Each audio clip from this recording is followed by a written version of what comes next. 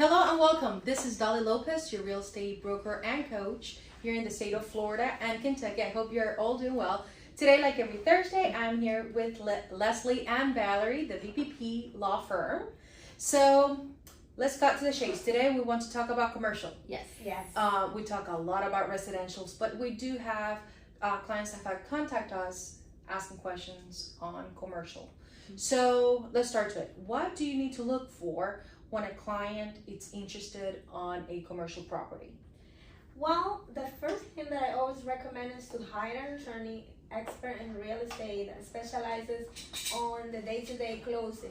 Why? Well, because a commercial property is far away from a residential closing. It's very complicated. It's different. You need to look at so many variables, and you need to have like many people involved to be aware of what you're buying, right? You're risking a lot of money, and a commercial property is going to be more expensive than a residential property, often in times, right? No, and I feel like the due diligence that you have to do with a commercial unit, it's far different from what you need to do in residential. If you're buying a property, you're likely buying also a company that holds the property, right? And then if you're also acquiring the company, unless you're transferring to a company that you already own, you have to look at so many financials from that company that you're buying to make sure that you're not inheriting liability, right? You want to make sure that you're buying something that has clear title, but also that has clear debts.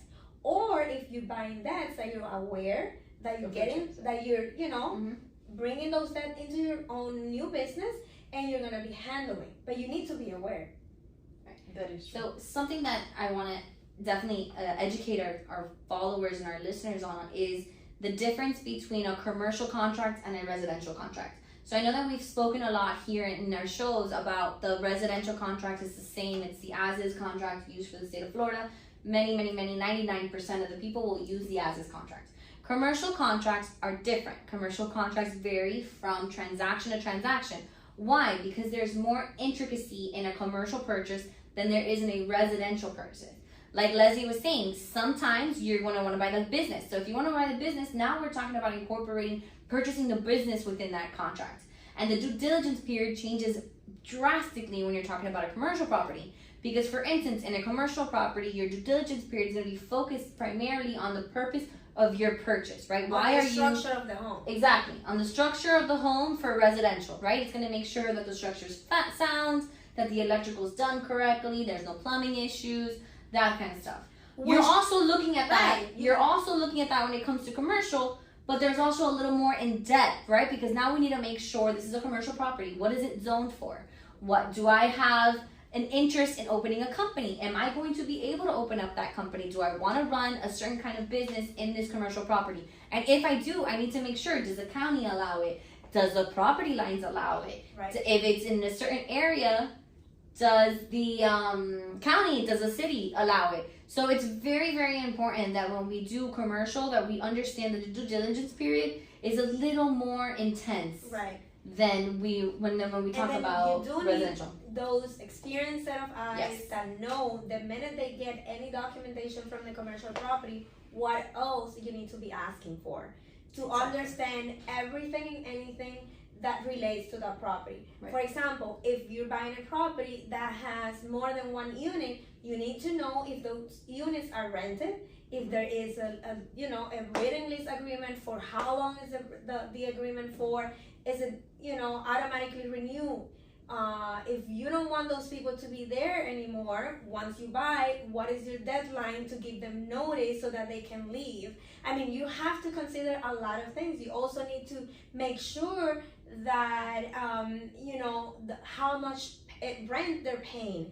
Are they up to date with their rent payments? How much is the deposit that each unit gave to the prior owner and he's supposed to be holding it? Those funds need to be transferred at closing. Very important, very sensitive. If those funds are not transferred at closing, then guess what?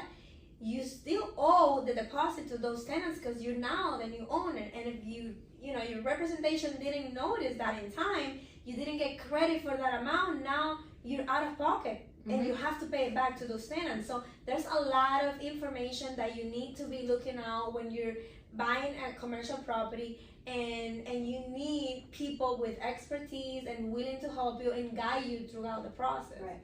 Gotcha. So what would be the biggest thing that the clients need to be aware of whenever they are acquiring a property that's full of tenants?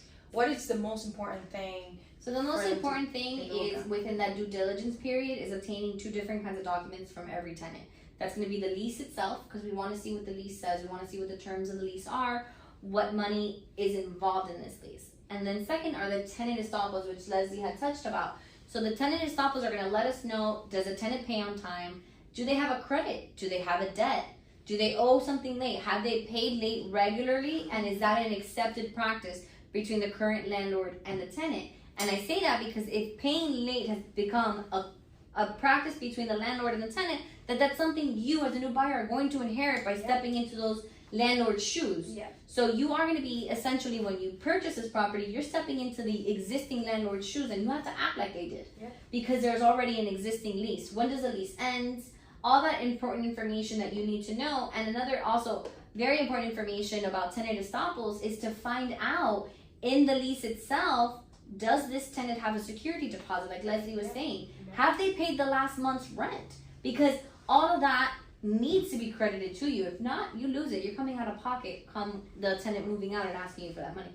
Gotcha. And then one last thing. Let's talk about the due diligence period. Normally, what is the time frame that you guys would recommend, and why? Because I know it's very different from the residential. Yes, right. So I would say it depends a lot on the size of on the side of your property, because it depends if you're buying a single unit within a huge commercial shopping center, or if you're buying the entire building. How many units does that building have? Or if you're buying a 22-floor building, it depends a lot on that, but we would never agree or allow our client to agree to less than 30 days, because even the smallest one, you still have to go through a lot of documents, and there's no need to rush a closing like this. There really isn't, I mean, why? You're putting a lot of money. Most of the times you're giving 20, 25, 30%. Sometimes you're buying outright cash. Yeah. So you need to have, patience in the process, and then trust that you have the right people on your team, side. right? Yes, on your team reviewing it. So there you have it, guys. I would 100% recommend my real estate attorneys, the best by far, and not because I work with you, but by the time that I get to work with you guys, I work with a lot of real estate attorneys and closing companies, and by far I love how prompt you guys are, how you guys are on it. So highly recommend it. Once again, if you guys are looking to buy or sell or invest in the state of Florida, you know who to call. Our phone number is right on the screen, so feel free to reach out with any questions, or if you're looking to buy a commercial building or you're looking to sell one, you got your team here. I'll see you guys next week. Thank you. Bye-bye. Bye.